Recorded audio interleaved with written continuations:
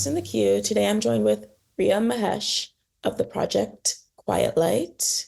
Thank you for being here. Thanks for having me. Yeah, so you were classically trained as a child in piano and voice. How do you think you've evolved musically? And what did you take from those lessons, like from like since you were four? Yeah, my mom put me in piano lessons when I was like literally four, like you were saying. Great research. A lot of people don't know that.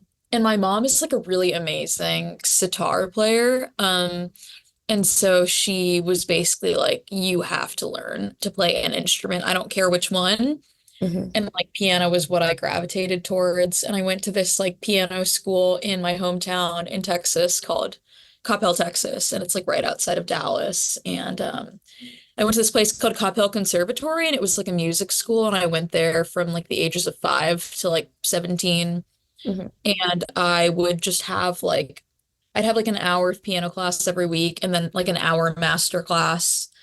And I did that from like the ages of like 4 to 17. And then I finished piano lessons in college. It was like hard for me to keep up with the piano because I like didn't have a piano in my like apartment. And, I had picked up playing guitar in middle school because my brother had put himself in like guitar lessons and he ended up not following through with it. So there was just like a guitar lying around and I picked up that. And I was also just like singing in choirs. And for a while, I wanted to be like an opera singer. So I was kind of all over the place, but it was all mostly like classical stuff. I really loved like Chopin and Bach and, you know, all of that stuff when I was like a kid. And yeah, I think a lot of my music since then, and especially I think like the ambient stuff is like trying to encapsulate that feeling of being like 6 or 7 years old and like walking to like I would always have these piano festivals that I would do in like these like beautiful churches, and there would be like a piano like on the stage in the church, and I would walk up to that stage and like sit down and, like play this piece by memory, and the like reverb that was in those places was just so expansive. And I feel like I've been like I think about those moments a lot, like that feeling of like being young and just music being your whole life, kind of. Yeah, I think that's very similar to, have you listened to Chanel Beats' new album? Yeah, I love Chanel I think Beats. Shane has said in interviews about like their music trying to encapsulate that too. And I feel like that's very true of the genre. I don't know if you would consider yourself in the same genre, but like kind of in that like electronic, folky, but still indie vibe of like having all of these sounds collected and mashed together, kind of trying to create a memory of sorts. Like I feel like all the Yeah. music sounds like a memory, which Yeah, is that's like cool. exactly on the nose. Yeah, I like actually just met Shane and Maya last weekend because I was at Maya's show, and I was like, yeah, I just feel like we like don't know each other at all, but it's like that same exercise of like doing that makes me feel like really connected to their music for sure. And like I would say the same thing of like ML Booch and Astrid Sun and Yeah, all I of love those that. people, Operelli. I love all of these bands.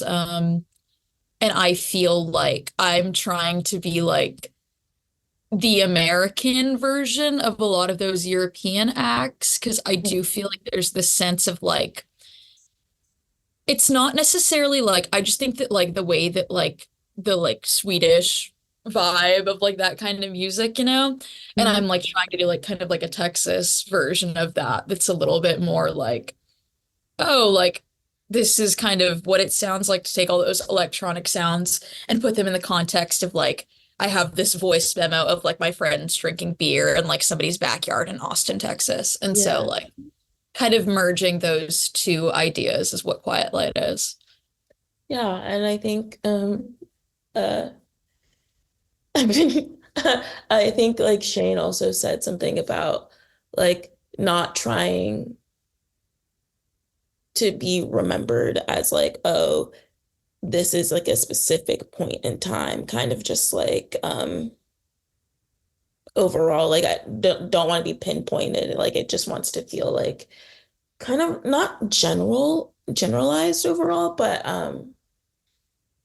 just like I want someone to be like, oh, think about it like in the way that this feels like maybe it's unfinished or maybe that it could be continuing and going on, which is really cool. Yeah. Every No, I'm a huge fan of their work. I've been them and like Chanel Beads, Threshold, Maya's solo project, Mhm. that whole world, I think I'm really happy that like that is kind of what a lot of people are listening to now and like my music too, because I do feel like the whole I mean I do enjoy like an indie sleaze act like the Dare. I'm like that's cool, I do enjoy it, but it's also nice that there's like a new space that's being carved out for this like really emotional electronic music. Mhm. Um and it feels really special to like be part of a movement right now because I've just been living in Texas for so long and felt really like kind of alone in making that kind of music. And it's been nice to like be around these people in New York and like see their shows and like really internalize those feelings. Yeah. Would you say, because when I'm listening to this type of music, I would say that what really draws me in is the music first, and then like the lyrics are secondary. Not that they're not powerful. Um, would you say that's true, or what about your music, or do you think it's lyrics first? Yeah, I think that's so interesting that you say that because when I listen to my music and that type of music, like I'm thinking of like Threshold, for example, like there are just like a lot of lyrics on that album, like on that album Thief, that I'm just like, wow, like that is so beautiful. And like even with like Chanel Beats, like I've been listening to Unifying Thought so much, and like I love like if you love me, I love you more. Like just like lines like that that like Mhm. I think that it is like the delivery that's really special about it. And like Threshold's like Dream All Night is like just so beautiful to me. But I also am just like I've been making folk music for so long and introduced the electronic parts of like production. Like I didn't introduce that into like me as a person or like my music until I like actually learned how to produce and I realized that I liked those sounds and stuff. So I still feel like I'm really gravitated towards their lyrics, or even there's just like a song on like Maya's project on Winter Garden where she's like, I'd do anything for you, like anything for you. And that's like really what like brings me in. But I do think that it's the combination of like those lyrics plus like the vocal delivery that's really like what gets me.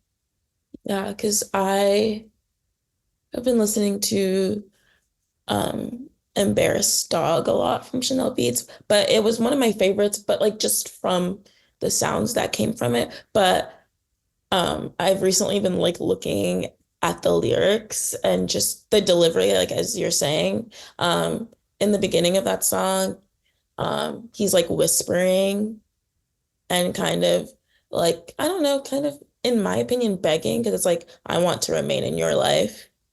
And then towards the end, it gets more emotional. And then it's like almost screaming, kind of like, I want to see myself unafraid. Like, if you got a problem with me, I don't give a Yeah. kind of like shaking it off.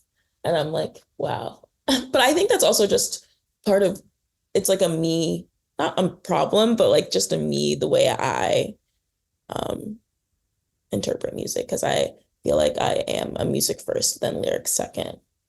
Yeah. Mostly because my brain can't memorize lyrics as well anymore. Funny.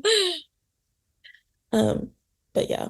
And but also like since we're talking about those kind of artists like ML Book and Astrid Sun, um, and like Chanel Beats and you, of course, I think some of it does still sound really classical music-esque to me, especially Hmm. like ML Book and like um Astrid Sun. Like I think Astrid Sun is like trained as a harpist. I might be incorrect on that, but like it's really crazy to see how people are like combining.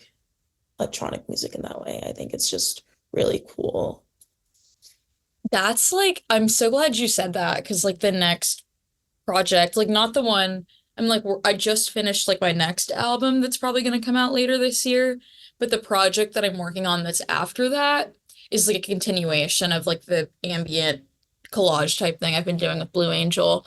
Mhm. And like I'm the working title. It's not actually going to be called this, but I've been calling it like classical-ish, super commercially unsuccessful album has been like what I've been thinking of. Just like Yeah. trying to make something without expectation of being like, oh, like this is what people want, just like making what feels right. And it's got a lot of classical elements, but like all of these artists, like myself included, I feel like are just standing on the shoulders of like jockstrap. Like all of this stuff that we're listening to now, I feel like it's just because jockstrap was making this stuff in like 2018, 2019, and they're like Georgia Ellery is like Insane. an amazing musician, and like Hmm. they really made this whole thing of like, oh, you should make music that is like true to yourself, right? And like really like lets your freak fly. It's like freaky fucking music. Hmm. And but at the same time, it's like, oh, I'm listening to this and I'm thinking of like a like Bach symphony, you know? It is like Hmm. jockstrap to me, like Concrete Over Water is like literally like I Yeah. think like if Bach heard Concrete Over Water, he'd be like, fuck yeah. But they're so unpretentious about music and they're like they like literally like just like enjoy like Olivia Rodrigo too. Like they're like our inspirations are like classical artists and like Olivia Rodrigo. Yeah. So I think that like none the music I would not be making the music that I'm making now if it wasn't for Jockstrap. And I really feel like the same can be said about like all of those artists that are like in this like new genre or whatever. Yeah. And I think it's really cool because I like when people are not pretentious and are like not unabashedly ashamed admitting that they like certain artists or like um are into certain like pop music, for example. I did college radio. Um and there was this segment we had to do for blog, and like we had a lot of contributors, and it was like guilty pleasure music. And then half of the stuff that people put on there was not guilty pleasure music. I was like, guys, guys, like, can we actually put actual guilty pleasure music on here and not stuff that's good? Like, Clairo is not guilty pleasure to me. No, I I'm love sorry. Clairo. Yeah, I love her so much. She Like, is like, yeah, I I've was putting been obsessed with 21 her. Pilots and like 21 Pilots. and One Direction on there So funny. and The Wanted, and no one else was showing up like that. And it's like, it's okay to not Clairo is have, not a guilty pleasure. That is like I did college radio too, and I completely like that is the vibe is people being like, you listen to Clairo? What? I'm like, Immunity is an amazing album. Like, shut yeah. up. It's like, Yeah. it's okay to admit that like mainstream music is good sometimes, you know? No, I think that like I love like I mean, I feel like, you know, in my eyes, I feel like Charlie XCX has become like mainstream music and I'm like I love Charlie, I love Olivia Rodrigo. I like Same. And I love Chapel Rowan now. Uh, I've been listening to Good Luck Babe on repeat wow, that's awesome. for some time. Yeah. But yeah, I feel like people should just be unashamed in the way they listen to music. Yeah, no, completely agree. And so you've been releasing music since you were in middle school. What do you think made you take the next step into like performing live and not just uploading music? Yeah, I think a lot of it is like opportunity. I have always wanted to be a musician. Like since I was a kid, I was like, I want to be like a pop star, of course. And I like auditioned for Kids Bop when I was in like middle school, I love that. and I did not get in. Thank God. Literally, my life was so messed up if I'd like gotten that gig. And yeah, but I had always been performing. I like really was super serious about choir and I did a Renaissance choir in high school that I was like really into too. So I was always doing some sort of like live singing.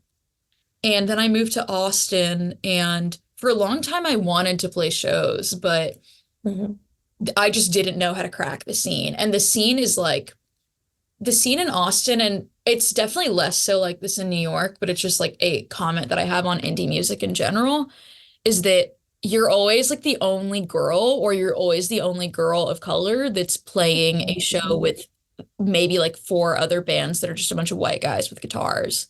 Yeah, Good white guys with guitars, they're talented, but then you are on the bill and you can't help but feel like you're just there because like they're trying to like be inclusive or yeah. something. So I definitely like felt that way the first 3 years that I was living in Austin. And then it wasn't until I like played like my first big show, I guess, in Austin, and like my friends were there, plus like people that I didn't know, and like people finally saw me live and they were like, they believed it. They were like, oh, she's Hmm. good. She's not just like the diversity hire. Yeah. Um, yeah, it's hard to like not feel that way. And even now, like I feel like I still like am surrounded by just so many people that just like don't look like me. And whenever I meet a girl or like anybody of color in music, I like latch on to them and I'm like, we have to talk about all of these things because it's just like it's Hmm. tough. It's just different. I mean, yeah, I just feel like I just have to work a little harder. No, yeah. And like it's unfair that you have to work harder. Have you listened to the new English Teacher album? Yes, I There's have like the actually. song Yeah. R&B like touches on that Yeah. too. I feel like um as a person of color, sometimes you're pigeonholed into certain types of genres Yeah. or not taken seriously as because people assume that you're going to be playing a certain type of music, you know? That's like, yeah. And, but it is so interesting, like being Indian too, because like I feel like a lot of the music that well, Indian people are interesting in this way, in that they're just like, they are very, they're interesting. Like my grandma, for example, like whenever she sees like any like white person dressed up in like Indian clothes, she's like the happiest person on the planet. They're Mhm. just very like, because I just feel like it's a very like, they're like so many people that live in India, but like people that move out of India, it's like kind of limited in numbers. And so there's like very much this sense of like, yeah, there's like a very strong culture, but it's like so concentrated right in that part of the world. But Mm. it's interesting to me because like a lot of the music that I make and like the genre kind of that's evolved, like this electronic genre, like I think Caroline Polachek is a great example. Like I'm always joking about how she's like my favorite like fake Indian. Like her music is literally like kind of like Bollywood coded. It's so Yeah. like she Dang, especially. I'm yeah. thinking about that right now. Wow, that's so true. It's so, and like sometimes I like listen to Chanel beats and I'm like, this is like Punjabi music. Like Hmm. it's very just like the beat structure of the drums, like the way that the vocal delivery is, like this genre is so Indian. And like I have this one song, View of the City, in which I use like an electronic sitar and like do that. And it's been really fun for me to like incorporate parts of like my upbringing into this music. And I love like listening to, I love when like a white person is like making Indian music. Like I think it's really amazing because like, I don't know, like India is just like so rich and full of like so much culture. And I am so happy to be Indian, like so proud of that culture and like everything that like my people, I guess, stand for, like all of the peace that they've brought to this world and all that shit. But like, yeah, it's just so that's like a realization that I had very recently is that like, yeah, I don't feel like adequately represented, I guess, in terms of like stuff like that. But like musically and sonically, if you remove everything else, like the influence of like Indian people is like very evident in the music that people are making now. Uh, Yeah, that's very true. That's like crazy to see, especially I'm Nigerian.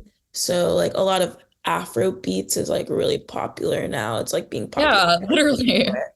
And it's like crazy to I feel like it's so crazy to have music that I was like growing up listening to with my parents and then seeing people have new takes on it and Yeah. incorporated that into their music. And it's, I don't know how, like what the right word and phrasing, like Americanize it, but it's not just Yes. Yeah. Americanizing it. Like it's like, hmm, I don't know. It's just like it going global instead of just being in this like little tiny bubble, you know? Yeah, it's so interesting. Yeah, like that the diaspora kind of and the like the Mhm. re yeah, it's so interesting. I mean, it's yeah, and it's just gonna keep changing. Going and going. Yeah, and as people have like access to more and more music on the internet, it's just crazy how many influences someone can have.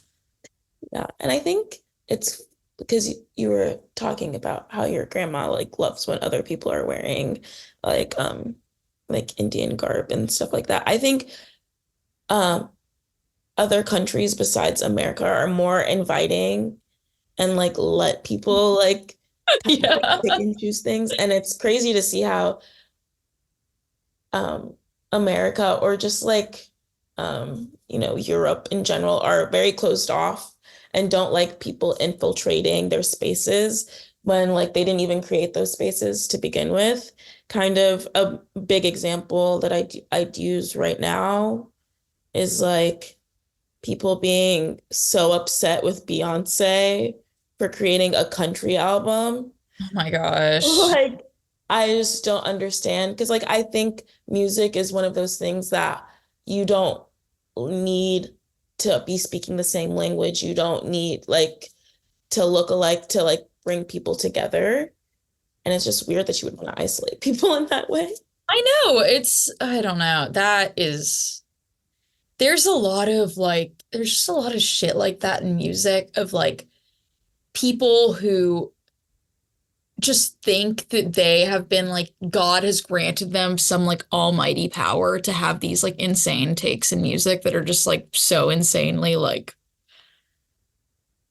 I don't know. I was thinking about this morning. It just like makes me angry. Like there's just like so much like bigotry, like very low key in music and in art in general. Like I would say that like I'm sure Hollywood has like its own set of issues, but it's just Yeah, like it is so insane because the whole point of like art is to like bring people together. And when exactly. it is anything other than that, I'm just like, this is you. You should have like your rights to make art be taken away or to say anything about art taken away. But then I'm like, Yeah, I'm like, oh, I can't say that. Like that's like I'm like being like contradictory or whatever. But it's just like at the end of the day, it's like play, you know. We're all like just here to have fun. And when people are like that, it makes me angry. yeah.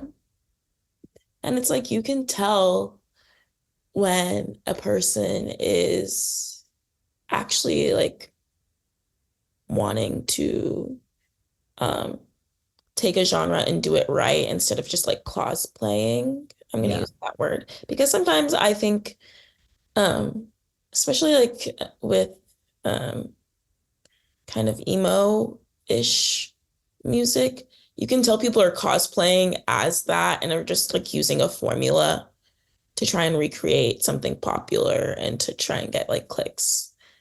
But you can tell when someone else is being genuine and like actually appreciates culture and like the genre that they're working in. Yeah, I completely agree. And it's like it's beautiful when people like do that, right? And I'm also like, and on that note of genre, I do feel like I'm really obsessed with this new wave that we've been talking about so much of kind of like this like genre it's essentially like genreless music.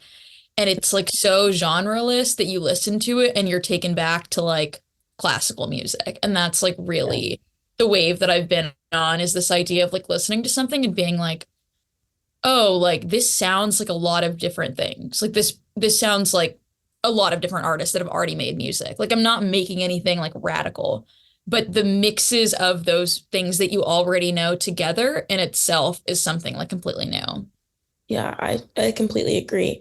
And it's cool to see because at this point, almost everything has been done. Yeah. It's just about finding what's true to you. Um, and so what if it sounds like fucking Alex G or fucking My Bloody Valentine or whatever? If you're doing it right, then it doesn't fucking matter. I completely agree. Yeah. Yeah. And so do you think having music incorporated into your life at a young age help you in the long run with how you create music now? Definitely. I think that, yeah, I mean, I am so grateful for all of that, like musical knowledge and the fact that I just have been like working at it for so long because it's just like become intrinsically like part of my life. And in a way that like even if I like did end Quiet Light for some reason, like music would still be a part of my life. Like I would join a community choir or like do something else, you know? Or I'd be a piano teacher. I'd figure something else out, you know? Like music is like the backbone of my life and like Mhm. is influences everything that I do. So it's like not going away, you know? Yeah. And how do you think you transitioned from classical to like this ambient folk electronic music that you kind of make now? I think that a lot of that comes from like learning how to use the computer. Just because like I taught myself how to like produce when like COVID was happening and like Logic was giving people that like 3 month free trial. And I was just like, okay, I have 3 months to like learn how to produce. And then I like did that and I like loved it. And then I like bought Logic and I bought like the basic equipment to be able to make things. And like a big part of that has been like being good at arranging things. I think it's like really important, even if I have like another producer who's helping me make things, like I have to be able to arrange my own songs and like do everything outside of just like making the melody and singing vocals. Like if my friend is playing cello, like my friend Evan plays cello on some of my stuff, and like I need to know like when the cello's coming in, what the cello is going to play. Like I have to be able to do that. And I think a lot of that is like the same concept as like conducting Hmm. an orchestra. And I was just around so much classical music growing up. Like I was on like the Dallas Symphony had this like teen council and basically what it would be is that I would just get like free tickets to go see the Dallas Symphony if I like did some like volunteering beforehand or something. And so I would always take advantage of that. And it was amazing because I would just be like surrounded by all of these like really intensely talented classical musicians and I wouldn't necessarily talk to them, but I would like notice their mannerisms and notice the way that they carried themselves. And I think that like that sort of like poise and that sort of like dedication to music and like that sort of like diligence that classical music has is something that I've really like tried to incorporate into like my indie stuff, even though a lot of the times it doesn't sound at all like classical music. It's just like that idea of like you continue to do something and you continue to practice until it like makes perfect, you know? Hmm. I don't necessarily think that like my songs are perfect. Like there are things about them that I maybe would change, but I do believe also in some element of like leaving things a little bit unfinished, like we were talking about before, because like it's a snapshot of like that particular period of time. Hmm. Yeah. And so how would you describe the Austin music scene um, that you left? Yeah. I mean, that's where I grew up playing. Like that is what made Quiet Light. It's a lot of like guitar music. Um, and it's a lot of yeah, I think that Austin is amazing because we used to play like 3 live shows a week. Like it was like every week we'd be playing on a Tuesday, a Thursday, and like a Friday or Saturday. And it was really good to play that many shows to like learn what works live and like how to be a musician versus like I feel like it's a lot harder in New York to play shows at that frequency. But in Austin, it's just like Austin is amazing because you can basically like just be a slacker and like not really do anything and still get by in life. And I really liked that because like I have always thought of myself as kind of like a high functioning slacker. Like I don't really have any big ambitions in my life. I just kind of like wake up every day and I'm like, okay, this is what I'm gonna do today. And Austin was good for that because I would be like just swimming a bunch and just going to my friends' shows, and that was like my life. And I like worked at like a frozen banana stand and like was just like doing college, so it was like really chill. But the music scene there is very just like guitar heavy and like full of people who are just very, very genuine. And there's not this sense of like, oh, we're like competing against each other. It's very like familial and Mm. everybody is working on each other's music, which is cool. Like it's very like the bands that I knew, like we were all like singing on each other's stuff or like playing guitar on each other's things. But I would say that it's very like indie rock focused. Yeah. And how do you think that differs from the New York scene? The New York scene's just like a lot more diverse, I think. And I think that there's also this sense of like, oh, the ceiling is so much higher.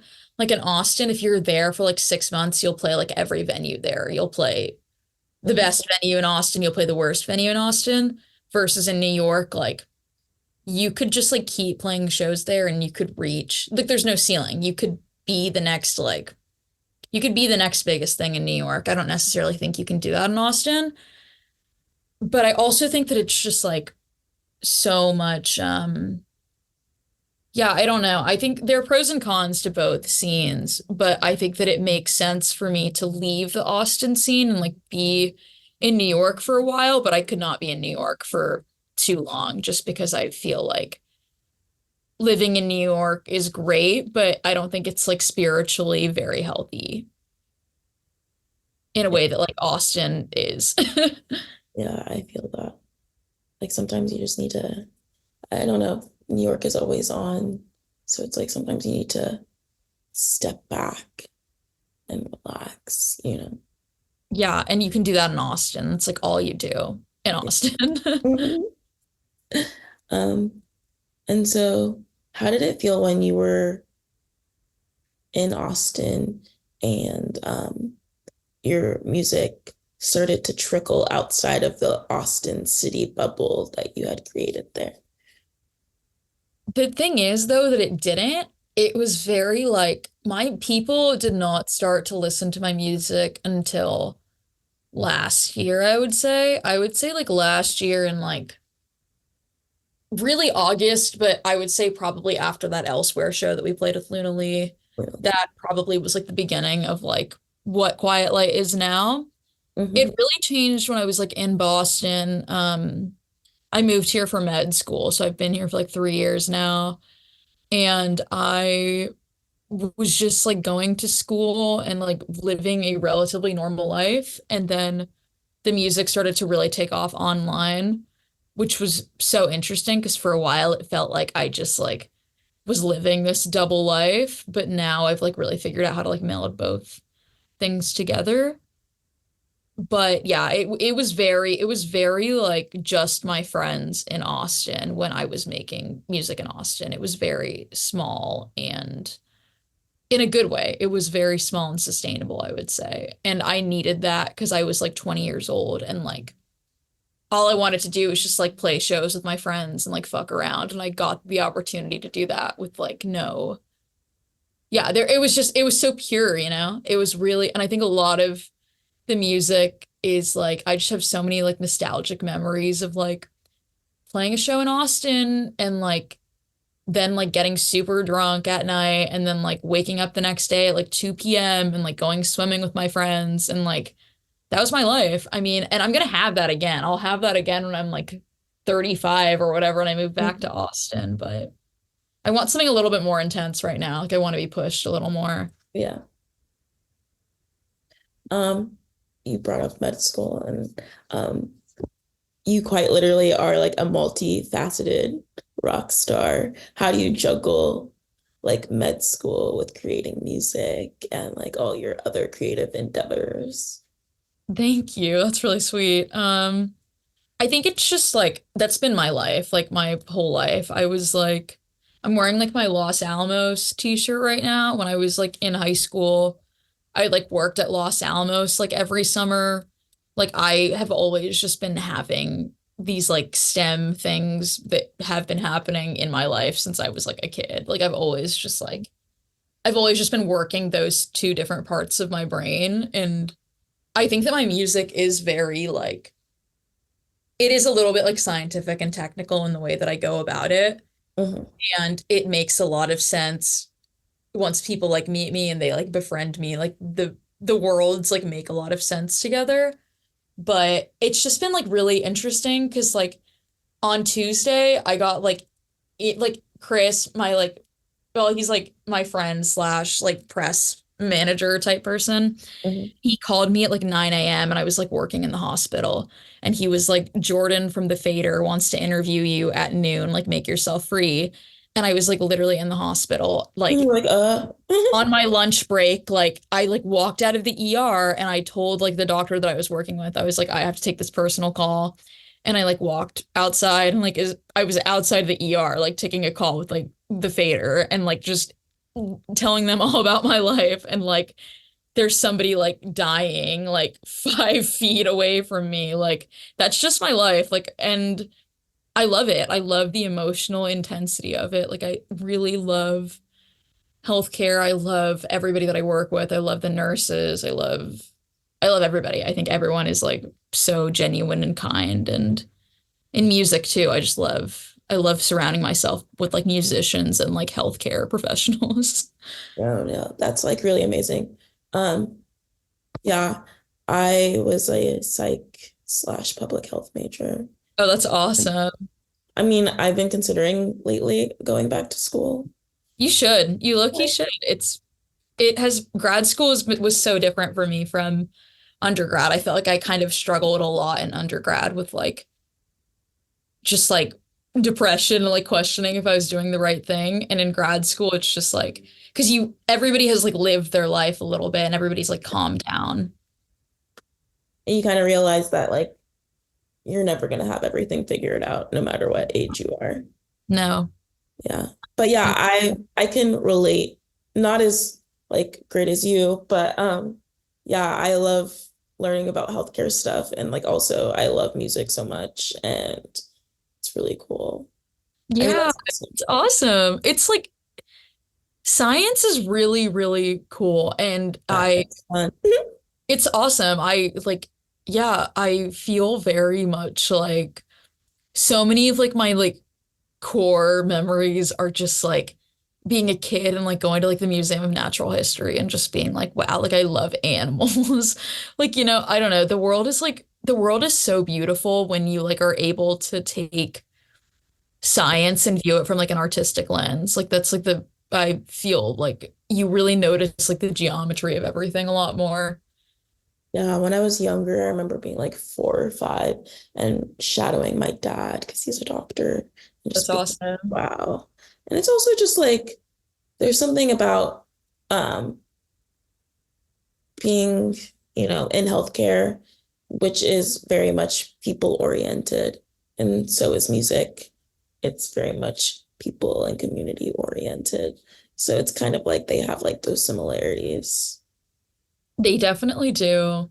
Yeah, it's been really nice. I also like very recently decided that I was going to take like a year off from school next year to just kind of take some time away from med school because at this point I'm like almost done and I'm about to be like a resident and I'm like And residency will yeah, be residency will a be like whole a different problem. pause on music. Like I've been able to like continue it with like school, but like the 3 years of residency, I think music is really gonna have to be on the back burner.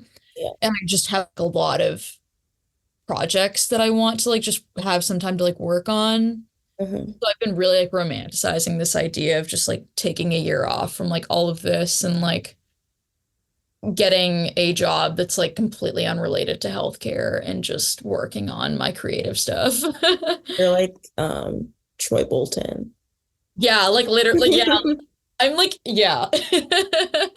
Yeah, like I really do believe that like a job is a job, and you have to have a life outside of it. And I have been neglecting having a life outside of all of this because I've just been so focused on like, you Right. know, music and school for so long. Yeah, which is completely fair. Um, Question, do you know what you want to specialize in? Or Yes, I am gonna do emergency med. I'm like obsessed with the ER, and I like have been talking a lot recently in like interviews and stuff about how like I just think that the ER is a very artsy place. Mhm. It's really like you just see people in these like states of like complete disarray. Like you're probably seeing somebody on like the worst day of their life. Yeah, And you see them and you like triage, you like assess the level of emergency, and then you like leave them alone and like go see somebody yeah, else who's like also like dying. And there's like a really nice sense of like camaraderie between everybody who works in the ER, like the paramedics and like the nurses and the residents and the doctors, and everyone is just so like it's really like a team sport. And I feel like people are always telling me they're like you give off like a very like girls soccer vibe. Like I really give off like a like the vibe that a girls soccer player gives off. And I feel like ER is just like, yeah, emergency med is really cool. I didn't know that I wanted to do that when I came into med school, but like ever since I started working in the ER, I've been like, yeah, this is the place. did you have anything initially that you were thinking of doing before you decided emergency med? Yeah, I wanted to be a pediatric oncologist, which is Oh like my God, when I wanted to be a everybody doctor, wants to be a that's what pediatric I wanted to oncologist. do. Yeah, being a pediatric oncologist, I'm convinced is like the 21st century version of like being a marine biologist. Like You're so right. everybody is like, I'm gonna be a pediatric oncologist. And then you realize what that means. You are literally seeing Exactly. children with cancer every day. But like when I was a kid, I was like, oh my God, like I have to help these kids Epiphany. with cancer. I have to help these kids with cancer. And I've met pediatric oncologists, and they are like the strongest people I've ever seen in my life. And Like you they wouldn't are be able to tell, like, they literally are like so fucking happy. Like, you they're just feel like, so happy. They're all every pediatric oncologist that I know like runs like 20 marathons a year. And like mm-hmm.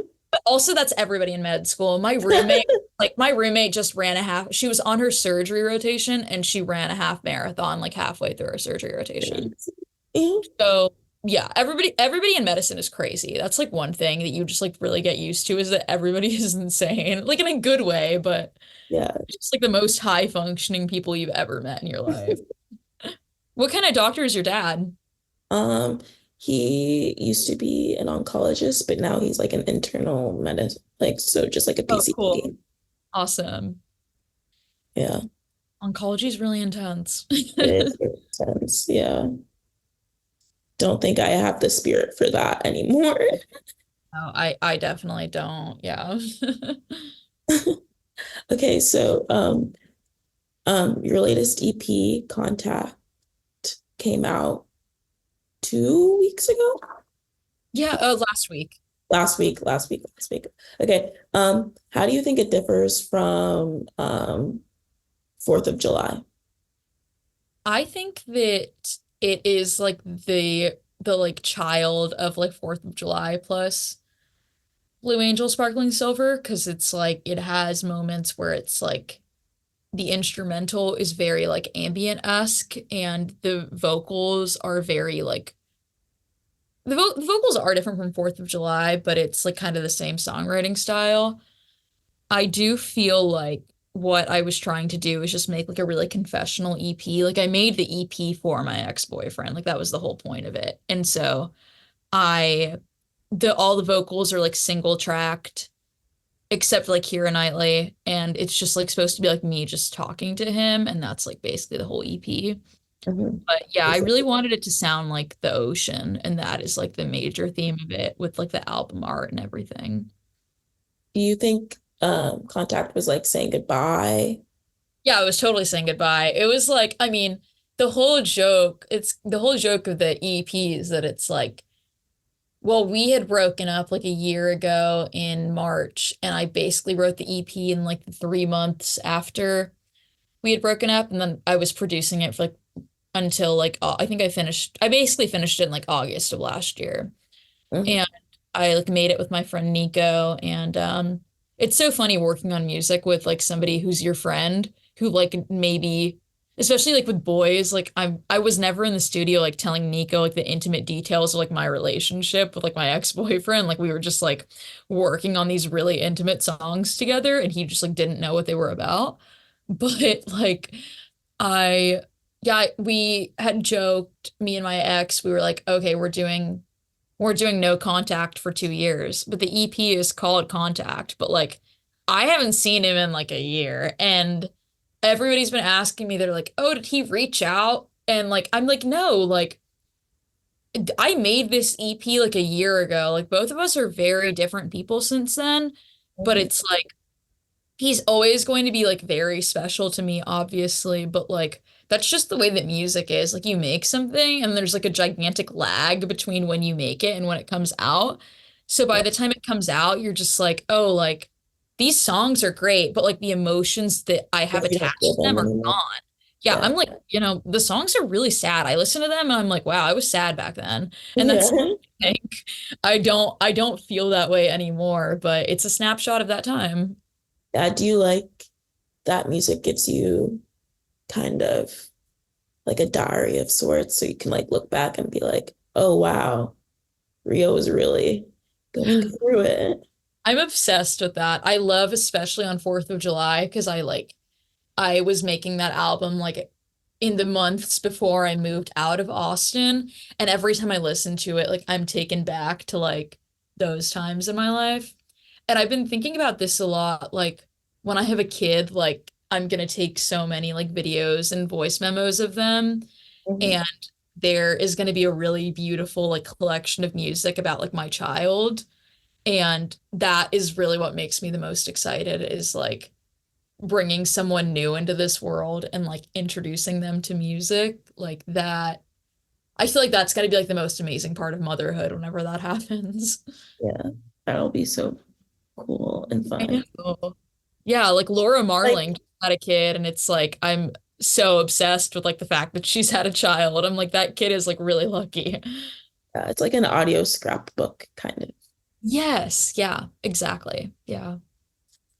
Mm. And what would you say the evolution of Quiet Light has been? I think that And I think that this is part of just like being a woman is that like you make these things and you don't really believe in them until enough time has passed and you feel more secure versus I feel like men just believe in themselves a lot more from the get-go. Maybe they believe in themselves too much. Mhm. And I feel like the music that I'm making that I had been making before it was very like unsure of itself. I was like trying on a lot of different outfits and I like didn't really believe that it was good. Um and now like I feel a lot more like assured of myself and I'm a lot more willing to take risks. So yeah, I think that like the evolution is that it went from like being like an unsure girl to being like a sure girl, you know? And I feel like this project specifically, I'll probably do it for at least the next decade. And so I'm interested to see where it goes. I really want to like start playing more shows like solo and like playing shows with like tracks and the computer and stuff and like do more like DJ type things and like kind of lean into the like electronic nature of it a little bit more. Um and yeah, I really just want to like do everything that I have dreamed of with this project, you know? It's like the only thing that's like holding me back is myself, you know? Like if I don't make a music video, it's because like I didn't, make it. But that's cool that you're touching on like DJing. I think I've said it in a couple of episodes now. I just think a lot of my favorite artists are also really good DJs. Yeah, I need to get into that DJ world. I would love to throw like a quiet light party and just like play like trip hop. I want to play like Portishead like sped up at like some random, I don't know, like at mansions or something. I want someone to teach me how to DJ so bad. It's like Dude, a I Bushwick watched a rite of YouTube video passage. last night. What? I watched a YouTube video last night about it. Yeah. Like I feel like it's a Bushwick rite of passage. Like I have to at some point learn how to DJ. Yeah, I mean, you have great music taste. It's just a matter of like getting a little, like that thingy, the what's it called? Do you know what I'm Like talking about? DJ or whatever. Yeah, yeah, CDJ, but like like yeah, yeah. The tiny one. Yeah. yeah, I need to invest and then just get to work. yeah, yeah. But I mean, I feel like that's it. I feel like anyone can DJ. Yeah. But it's really cool because I just think a lot of like Chanel Beats, good DJs, Josh Yeah. Children, good DJs, and like all of these people are making really innovative and good music. And I think it's just from having so much knowledge about it. Mhm. No, it's really cool. We'll get there. We'll both be teachers. I know. I'm like, we're also so young. I'm not No, like right? this is like, everybody in New York that you think is like 27 is like actually 35. And ever since I've realized that, I've just been like, there's so much time. Like, I'm so hard on myself sometimes about my music, but I'm just like, oh, I'm 23. Like, I literally don't know anything. Like, my prefrontal cortex is like not developed. Like, Mhm. I have so much time to like get good at music. Like, Yeah. I'm literally just like fucking around. Like, there's so much. What's really embarrassing is like I just found out what Fortet looks like for the first time.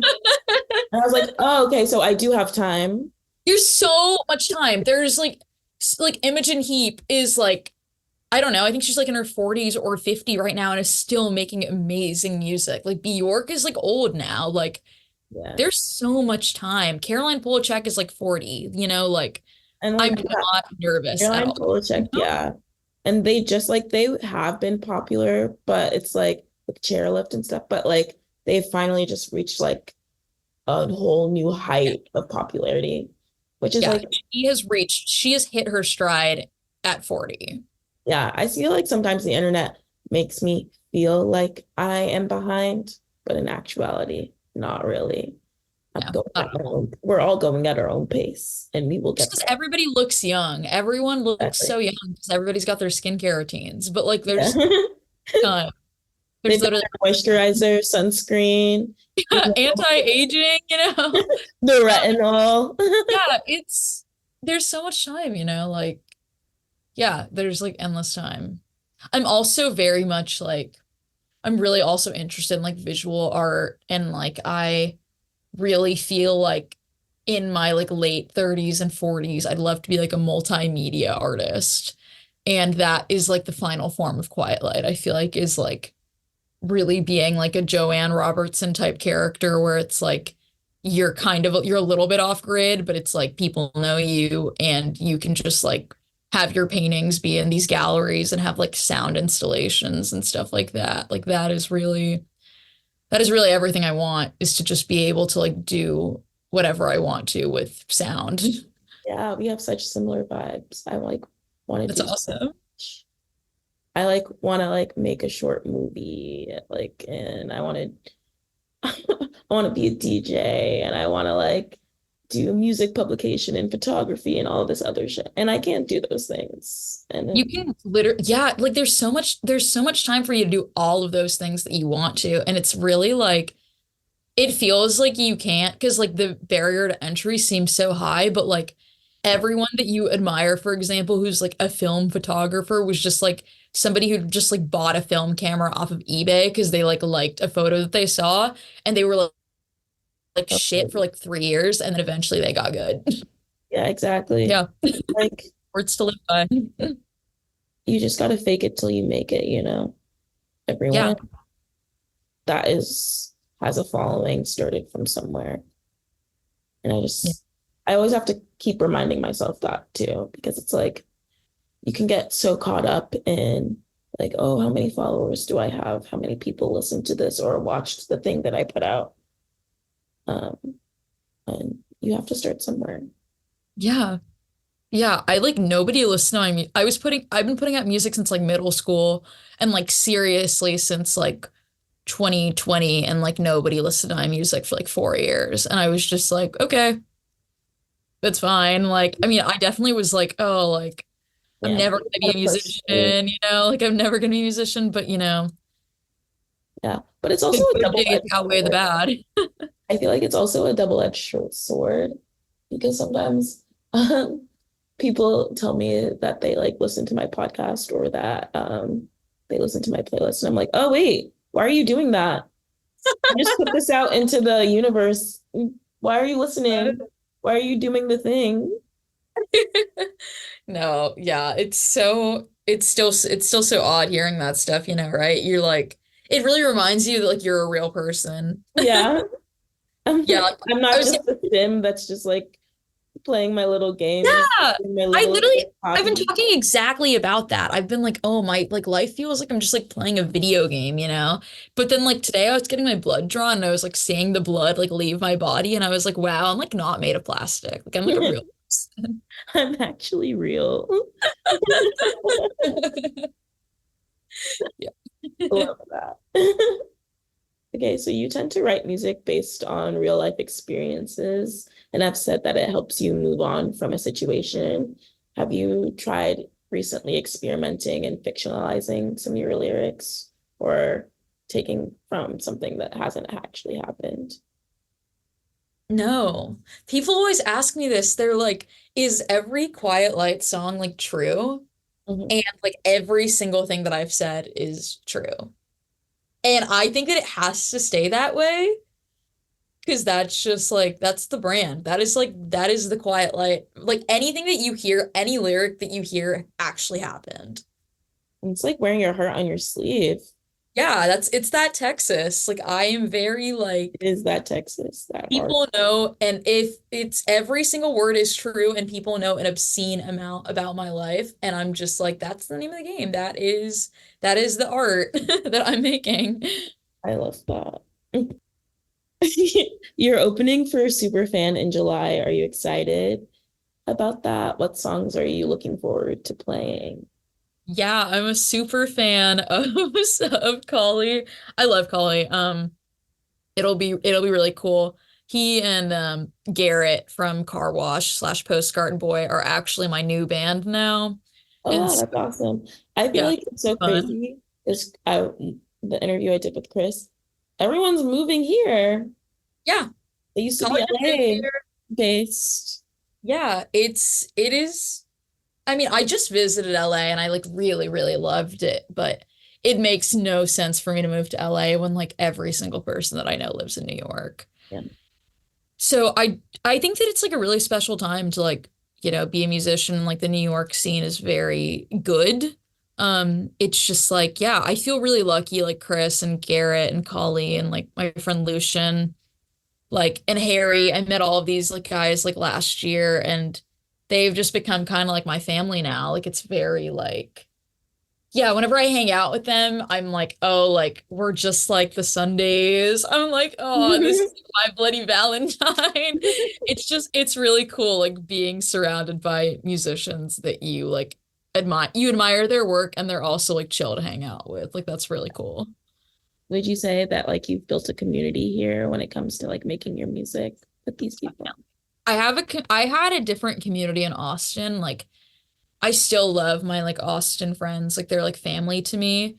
But my like New York music squad is really like they like they're right now they really like have been just like pushing me in a really great direction and I feel really lucky and it also feels insane to me because it really is like they've just like introduced me to like so many people that I'm friends with now and like it's Mhm. very just like yeah they really like I owe a lot of like what my music sounds like to like those guys so I'm like very grateful. And so for your playlist, you decided to choose um, 90s shoegaze bands. Um, how do you think that genre influences you? I think that like the final form of music for me is like making shoegaze. I like made this shoegaze song in LA that I like really love, and I'm trying to like build out an album with like songs like that. Like Hope Sandoval from Mazzy Star is like my number one inspiration for sure. Like as a Her person, whole solo stuff too, like Suzanne, they're beautiful. uh, the Warm Inventions, they're fucking crazy. And also, yeah, like My Bloody Valentine, like I love My Bloody Valentine so much. Um, yeah, and like Slow Dive and Mojave 3 and like all of these bands, like that's like the bread and butter for me, and that is like what I want to be making eventually. But yeah, I just like feel like I worship those bands. Like that is like that type of music where it's like so emotive, but you can't exactly make out the words, but like it just like fills the room so nicely. And you can kind of get lost in it too. And I think that like I do that with my ambient stuff. But I like want to make a pure shoegaze album. Like I really feel like Wisp is so amazing.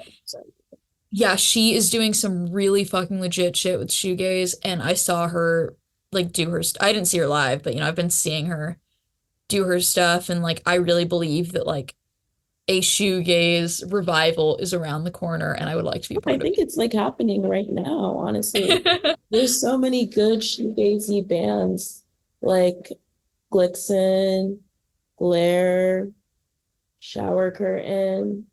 Yeah, but I feel like it's gonna be even bigger. I Yeah, feel like there are a lot of I feel like yeah, I feel like that there needs to be like a gigantic revival. and there's so much more women in the space too now. Yeah, it's amazing. Love. It's so cool. Yeah, I love like a woman playing guitar like just makes me so happy. Like just something about that image like makes me really happy. Do you listen to Winter? Yeah, I love Winter. Yeah, really good stuff. I'm excited. I think their EP comes out next week. Um, Cool. yeah, Yeah, Harry did the maybe single art or something for Winter, and I like love it. It's really good. I've been loving because I did an episode with Victoria from Shower Curtain, and they did Femme Fuzz, which was like uh, women in shoegaze. Oh, that's so cool. And there's just so many exciting artists like that I love, like Tanuki Chan, like Cryo Geyser. Some good And you're stuff. so right. There's just gonna be like an even bigger like boom of like shoegaze artists, which I love. Yeah, And also so shoegaze good. speaks to me because like as I was telling you earlier, I am music first, lyrics second, Yeah. kind of. And I feel like that's very prominent in the genre because it's more about like the pedals and the distortion, um, things like No, that. 100%. Yeah, it's amazing. There those songs that I put on that playlist, like I've been listening to those same songs since I was like in high school, and they still hit Mhm. so hard. Like I Mazzy Star, I God, I just yeah, there's so many Magic Star, amazing I that they've made. they're really amazing. I am usually just a current what's happening in music currently. I haven't really like gone back to like where like the origins of stuff it is. And I've been doing that recently in like the past coming years. And I just got obsessed with Mazzy Star and like Hope Sandoval and like just um what song is it that I'm obsessed with? Into Dust. Oh my God, it's such a beautiful. Uh They played on the OC too, and I'm like, wow, it's such a good music moment for the OC. yeah. And then I got into this band Hum. Um I don't think I've listened to them. I'll send it to you after we get off. Amazing. Uh, just looking at like 20 years ago, like late night shows and like the bands that they would have on and then performing live, it's so crazy Yeah. to see the star power that some people have. And even crazier in the sense that it's like they're not even really doing anything. Because like I don't feel like Mazzy Star really does anything on stage, you know? But it's just like No, her yeah. voice and like the music is just so powerful that it really just draws you in. Yeah, I love that she just like kind of stands there and is just like focusing on just like giving an amazing like vocal performance, and there's not a lot of like bells and whistles or anything. It's just like her audience is just like standing there and is like really just taking it in. Like that's the amazing part of shoegaze. It's like the audience just like gazing at their shoes, right? Well, There's not like yeah, a crazy thing happening, you know, it's just like the music is taking you away. I saw that the name came about because like since there are so many pedals in Yeah. that it was like kind of a derogatory term because it's like, oh, they're just gazing at their shoes because they have to do Yeah. this shit. And I thought that was so funny. No, it's amazing. It just fits. It fits just so well. It's so like I don't know. Shoegaze is like very I really do think that's like the next thing that like just like this idea of like being able to like be on a bill with like just a bunch of like shoegaze acts and be making shoegaze. Like that's kind of a dream that I have. And like And then I that's also saw that like when shoegaze was like in its prime, it's like really attributed to having a great sense of community. And like they were consistently uplifting each other. Like there would be like 20 bands and they're like all just like uplifting each other and there's space for everyone instead of like there can only be one, which I really love. that's And amazing. That's it's yeah, it's there's I love post-punk, but you know, shoegaze next, please. yeah. Yeah, we are really in a post-punk era right now. I And think it's definitely dying down. But I felt like the main thing was post-punk for so long. Like I really felt like yeah. everybody that I know was like making post-punk. But I think there's like some people that are like turning it on its head. And I'll say I love Model Actress. I love yeah, that's what I was about Actress. to bring up, like I model actress. I am a Beyonce, Model Yahweh Actress Nail Gun. fan. Yeah, I fucking love Model Actress. Yeah, they were my top artists last year. Really? Oh, that's awesome. Yeah, model actress, I would From say. Ruben is like Andy, mixing Indiana. stuff. Andy, Indiana. Quality Group. Auntie Indiana? Andy, Indiana. That sounds good. Okay, I'll send it to you. I'll send you a whole thing. We can share some music That together. sounds awesome. Yeah, I love post-punk. I think it's so like Yeah. I And really like when BCNR was like in its it's prime. prime. I Yeah. was like Athens, France. I was like fucking Sunglasses. Fuck. What, so good. you know what So makes good. me really sad? Okay, so when I was moving to New York Yeah. um, before I ever moved here, I bought because I was like, I'm going to move to New York. That is my plan. I'm Yeah. gonna move here. I bought a ticket to see Black Country New Road and they were They playing a got show. canceled for COVID. Yeah. No, it didn't even get canceled because of COVID. It got canceled because they quit. Remember what's his face? Oh yeah. Isaac Isaac. quit. But it was really funny because I bought that ticket and it was at Elsewhere. And then I got a Good. job at Elsewhere at the time. Yeah. And then it just felt like everything was full circle. And then they broke up, which was really sad. So I didn't get to see them. But when they did reschedule, it was like a year to the date that I moved to New York. Oh my So God, that's like so Black cute. Country New Road is like my tying force, like the invisible string connecting me into New York. That's so amazing. I love me and Charlie from BCNR, the drummer, are like friends, and he is very like he actually sent me like some voice memos that I used on the Blue Angel album. And he was one of the first people that like I really admired that was like, oh, your music's good and like really helped me like believe in myself. I So love, I have only positive things to say about Black Country New Road. oh yeah, I love them. They're very cool. I just want them to come out with a new album. I know. They will. They will. They'll be back. They have time. They have Yeah. all the time in the world. Um, yeah, and then so shoegaze kind of like started in the late 80s and it's usually attributed to Cockatoo Twins and Jesus, Mary, and the Jesus and Mary chain. Yeah, they're both on the playlist. And My Bloody Valentine obviously is like the epitome, like everyone, like when you think of shoegaze, that is the band that everyone talks about. Um, but I think it's cool to see how like it all started from that.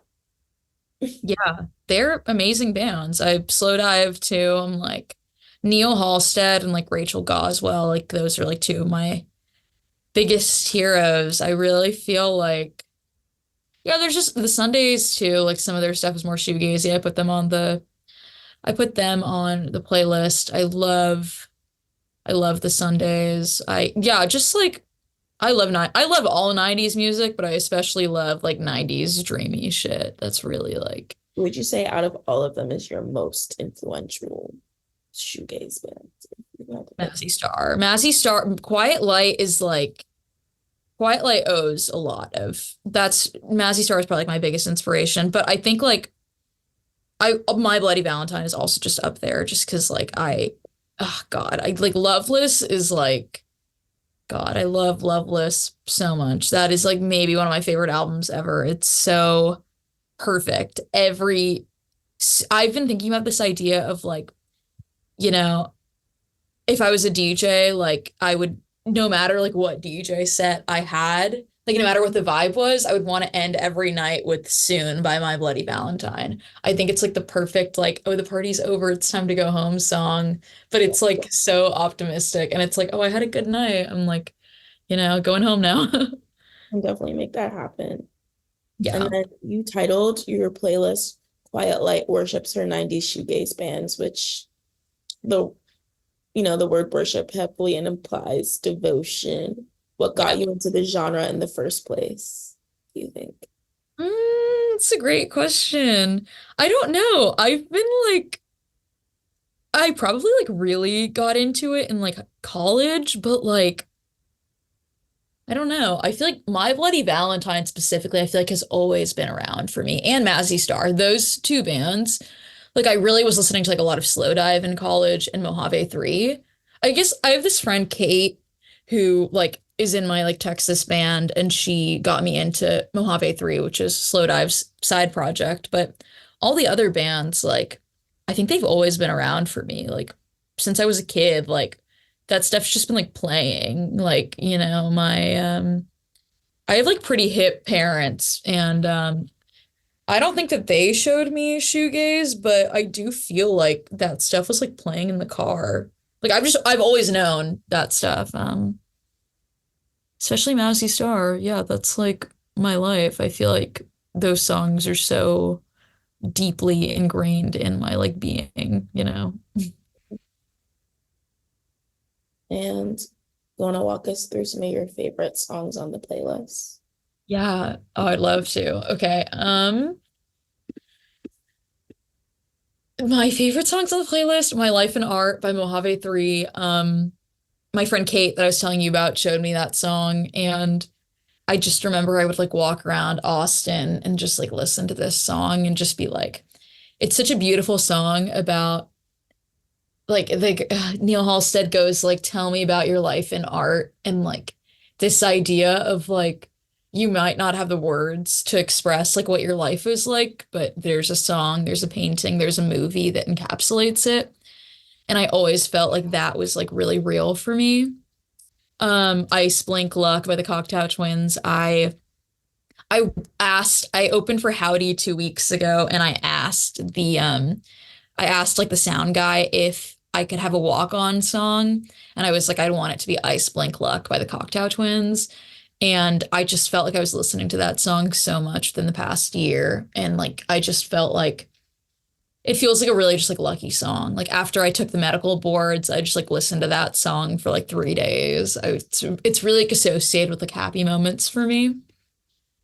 And yeah, I feel like the other one that really is important to me on this playlist is soon by My Bloody Valentine, just because that's like I was just telling you about that song. But I mean, it's just all of these songs though, like they all just like make me feel something that I can't really describe in words, but like this feeling of like, you know, life can be like kind of ugly sometimes, but it's like when it is pretty, it like sounds like shoegaze to me. Like even like the heartbreak and stuff when it's pretty, that really to me is like what my life feels like is like a shoegaze song.